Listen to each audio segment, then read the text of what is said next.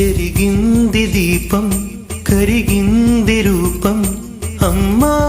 నాపై ఏమంత కోపం కొండంత శోకం నేనున్న లోకం నన్నే చూస్తూ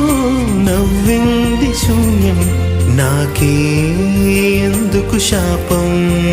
జన్మల గతమే చేసిన పాపం పగలే దిగులైన నడిరేయి ముసిరింది కలవర పెడుతోంది పెను చీకటి ఊపిరి నన్నొదిలి నీలా వెళ్ళిపోయింది